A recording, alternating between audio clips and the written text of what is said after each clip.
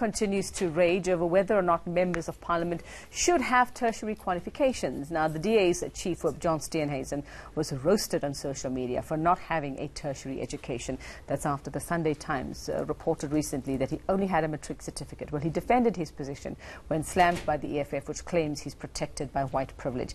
Political commentator Ebrahim Fakir has been following this debate. Joining us now to tell us why it matters. Ebrahim, good morning. Good morning. Well, you've been following this very closely, but let's start with why is it a big deal whether somebody has that qualification or not if they're doing their job properly according to their employer? Well, it isn't actually, because the idea of holding political office is not something which has created thresholds for you to have to achieve, because it's a fundamental right. If you're able to vote, if you're over 18, you satisfy the criteria of not being charged for a crime which the Constitution precludes you from holding office, then you're entitled to hold office.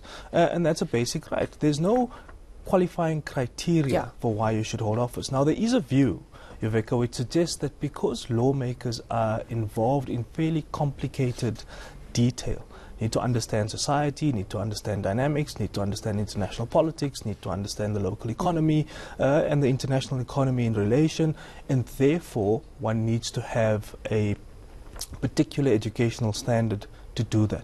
But who says that if you don't have a formal qualification or you're not certificated, you're not able to understand that? Because we know experience in many cases counts for more than a piece of paper, doesn't it? In some cases, in some yes. Cases, yeah. And in many respects, people say, well, this is about race. Well, in fact, it's not, because President Zuma was allowed to I was just about to say. Precisely, he's allowed to hold office, and that's how it should be. Because if you create these thresholds, what you will do is you will create a threshold which means only specific elites end up being in politics. And is that elitist then? Because now we say he's elitist and he's, you know, falling into that and being protected. But, I mean, how many people who know what's happening on the ground are able to go to university and represent people when they can very well do so from within? Well, there are many who can, and Steenhuisen's a good example of that. I think in Steenhuisen's case, what the problem is what people claim his hypocrisy is about, because they claim that he's casting aspersions on those people who don't actually have those qualifications.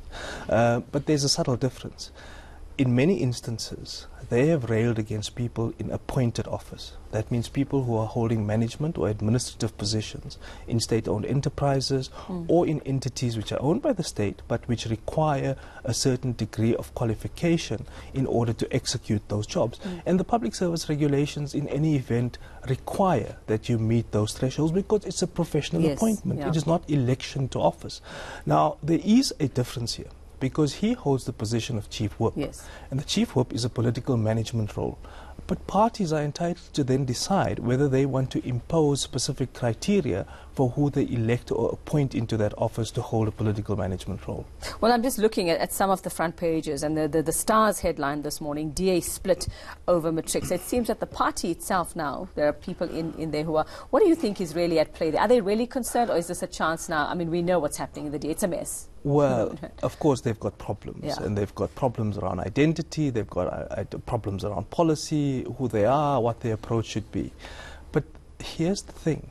I think what has happened here is that the EFF and the public, to an extent, have got embroiled in what is in effect an internal factional battle within the DA. I suspect that there are people who actually want the position of chief whip, or who want to ascend to specific positions and want to cut out what they call the white cabal, and particularly targeted Steenhuisen to be one of those, because they know he doesn't have a post-matric qualification. So I think people have basically been used to be the beachhead for a factional battle within the DA. So you think it came from that? It's the reverse of what we actually think was happening here. That okay, so I understand what you're saying. So when would it become a problem then, Ebrahim, for John Steenhuisen? From what you're saying, would it be a problem if he were to become a minister of something, or not even then? Even then, it's not necessarily. It would be nice if people had specific qualifications, but we'd have legions of ministers who've been in positions who don't actually have a qualification. So the idea that you are comfortable with your portfolio is one thing, but you are a political head.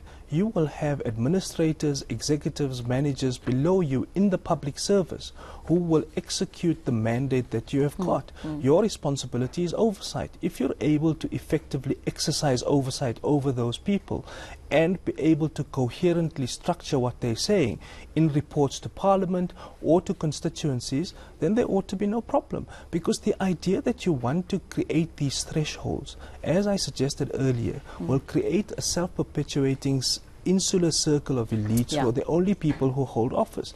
There is no such thing, because the next thing is then you will start saying, well, because voters are putting people into office who have to make these complicated decisions, we should also have voters who must check their qualifications and precisely. are they qualified to vote. And you've had that under apartheid. Even someone as liberal as Helen Suzman in the 1950s and 60s suggested that there ought to be a qualified franchise. So you must either own property or you must have a matric certificate in order to be a voter. Okay, complicated. So much ado about nothing from what we see at this point. At this point, and it's part of a factional battle within the DA. But of course, I think people are targeting Steenhuisen because of his supposed hubris and arrogance. And his outspokenness in Parliament. Okay, well, thanks very much for that, bringing it home for us. That's political commentator Ebrahim Fakir on the lack of qualification of DA Chief of John Steenhuisen, there not having a tertiary education. And as we gather, it seems to be part of a plot that others have fallen for from within the DA. Well,